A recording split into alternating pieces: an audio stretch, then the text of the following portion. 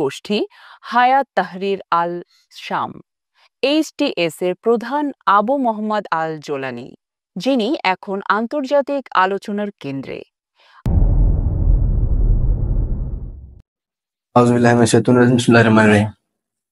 বন্ধুরা, আসসালামু আলাইকুম। কাছের এবং দূরে যেখান থেকে আমার এই ভিডিওটি দেখছেন, সকলকে আমি চট্টগ্রাম দক্ষিণ জেলা জাতীয় যুব সমিতির পক্ষ থেকে আন্তরিক শুভেচ্ছা ও অভিনন্দন জানাই। আসলে আজকের ভিডিওটি এমন একটি গুরুত্বপূর্ণ বিষয় নিয়ে করতে যাচ্ছি, যে বিষয়টি হয়তো আপনাদের অনেকেরই অজানা। সে বিষয়টি আপনাদেরকে যতটুকু পারি আপনাদেরকে জানানোর চেষ্টা করতেছি। বিষয়টি হচ্ছে, ইতিমধ্যে আপনারা সবাই জানেন, সিরিয়ার প্রেসিডেন্ট বাশার আল আসাদ ক্ষমতা ছেড়ে পালাতে বাধ্য হয়েছেন। যেমনটি ভাবে গত 5ই আগস্ট আমাদের বাংলাদেশের সাবেক প্রধানমন্ত্রী স্বৈরাচার শেখ হাসিনা পলাতে বাধ্য হয়েছিল, ঠিক তেমনি সিরিয়ার প্রেসিডেন্ট বাশার আল আসাদ পালিয়েছেন। সেই বিষয়টি হয়তো আপনারা ইতিমধ্যে সবাই জানেন। যে বাশার আল আসাদকে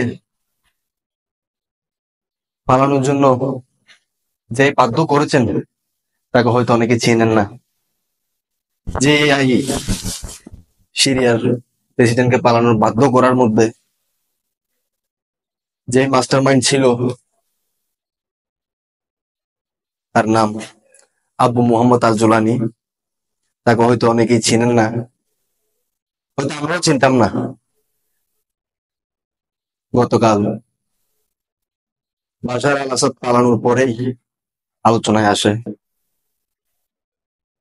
আসলে আবু মোহাম্মদ আল জোলানি সে কে, কোথা থেকে এসেছেন এবং কিভাবে এই সিরিয়ার প্রেসিডেন্ট আসাদকে পালিয়ে যেতে বাধ্য করেছেন, সেই বিষয়টি আমি আপনাদের মাঝে তুলে ধরেছি। আপনারা দেখুন। মূলত 27 নভেম্বর সিরিয়ার দ্বিতীয় বৃহত্তম শহর আলেপ্পোতে বিদ্রোহীদের আক্রমণ শুরু হয়।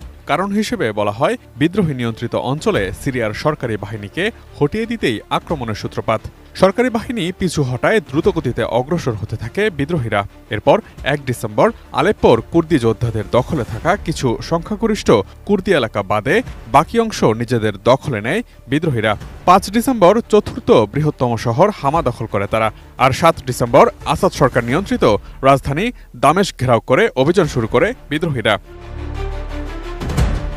বাশার আল আসাদের সাথে যে আরেকটি নাম এখন বেশ জোরে সোরেই উচ্চারিত হচ্ছে এবং আন্তর্জাতিক মিডিয়ার দৃষ্টি আকর্ষণ করছে, তা হল আবু মোহাম্মদ আল জোলানি।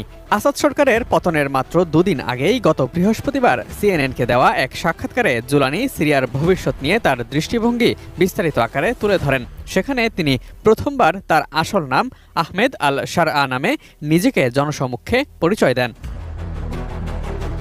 এর আগে গত সোমবার রাশিয়ার হামলায় আল জোলানি নিহত হয়েছেন বলে একটি খবর অনলাইনে প্রচার করা হয়েছিল, কিন্তু পরে বোঝা যায় সেটি ছিল মিথ্যা খবর। এই খবর প্রচার করার উদ্দেশ্য ছিল আন্দোলন দমানো। এরপর থেকেই অনেকের কৌতূহলের বিষয় হয়ে উঠেছে, কে এই আবু মোহাম্মদ আল জোলানি। আবু মোহাম্মদ আল জোলানির আসল নাম আহমেদ হুসাইন আল শারআ। 1982 সালে তিনি সৌদি আরবের রিয়াদে জন্মগ্রহণ করেন। তার বাবা ছিলেন পেট্রোলিয়াম প্রকৌশলী। 1989 সালে তার পরিবার সিরিয়ায় ফিরে এসে দামেস্কের অদূরে বসতি স্থাপন করে। এরপর জোলানি কি করতেন তা জানা যায়নি। 2003 সালে সিরিয়া থেকে ইরাকে এসে তিনি আল কায়দায় যোগ দেন। ওই বছরই যুক্তরাষ্ট্র ইরাকে হামলা চালায়। তিনি সেখানে যুক্তরাষ্ট্র বিরোধী প্রতিরোধ আন্দোলনে যোগ দেন। 2006 সালে জোলানিকে গ্রেফতার করে যুক্তরাষ্ট্র। 2011 সালে সিরিয়ার গৃহযুদ্ধের সময় তিনি ছাড়া পান। এরপর তার নেতৃত্বে সিরিয়ায় আল কায়দার শাখা প্রতিষ্ঠা করা হয়, যা আল নুসরা ফ্রন্ট নামে পরিচিত। প্রথম দিকের কয়েক বছর জোলানি জঙ্গি গোষ্ঠী ইসলামিক স্টেট বা IS এর আবু বকর আল বাগদাদির সঙ্গে কাজ করতেন। 2013 সালের এপ্রিল মাসে বাগদাদি আকস্মিকভাবে আল কায়দার সঙ্গে সম্পর্কচ্ছেদের ঘোষণা দেন। এরপর জোলানি সিরিয়ায় নিজেদের তৎপরতা বৃদ্ধিতে মনোনিবেশ করেন। 2016 সালের জুলাইতে বাশার সরকার আলেপ্পোর নিয়ন্ত্রণ নিয়ে নেয়। তখন বিদ্রোহী গোষ্ঠীগুলো ইদলিবের দিকে চলে যায়। ওই সময়টাতে জোলানি আল নুসরা ফ্রন্টের নাম পরিবর্তন করে জাবাত ফাতে আল শাম রাখেন। পরে বিদ্রোহীদের ছোট ছোট অনেকগুলি গোষ্ঠী এবং নিজের জাবাত ফাতে আল শাম নিয়ে হায়াত তাহরির আল শাম, সংক্ষেপে HTS গঠন করেন জোলানি। HTS 2017 সালে সিরিয়ায় স্যালভেশন গভর্নমেন্ট প্রতিষ্ঠা করে। এর মাধ্যমে তারা দেশটির ইদলিবে প্রশাসন পরিচালনা শুরু করে।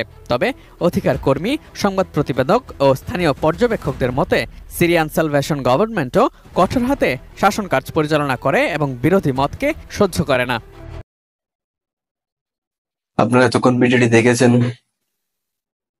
যে আবু মোহাম্মদ আল জোলানি কিভাবে বাশার আল আসাদকে পালিয়ে যেতে বাধ্য করেছেন, কিভাবে একে একে এক একটি রাজধানী দখল করেছেন। এতক্ষণ আপনারা তা দেখেছেন এবং সে কোথা থেকে এসেছে এবং সে আগে কি ছিল সম্পূর্ণ ইতিহাস আপনারা দেখেছেন। আসলে যে সংগঠনের কথা বলা হয়েছে এখানে, হায়াত তাহরির আল শাম, HTS নামে পরিচিত, সেই গোষ্ঠীটির মাধ্যমে সে আজকে এই সফলতা অর্জন করেছে। যে সফলতা অর্জন করার মাধ্যমে আগে যদিও বা তাকে কেউ না চিনল, এখন সারা বিশ্ববাসী এই আবু মোহাম্মদ আল জোলানিকে চিনে। তার এই কাজের মাধ্যমে সে বিশ্ববাসীর কাছে পরিচিত হয়েছেন। যারা আগে চিনতেন না, সবাই এখন তাকে চিনে। একইভাবে আপনারা দেখেছিলেন গত 5ই আগস্ট বাংলাদেশে গণভবন যেভাবে রূপ করা হয়েছিল, ঠিক একইভাবে গতকাল বাশার আল আসাদের যে বাসভবন, সেখানেও কিন্তু একই ঘটনা ঘটেছে।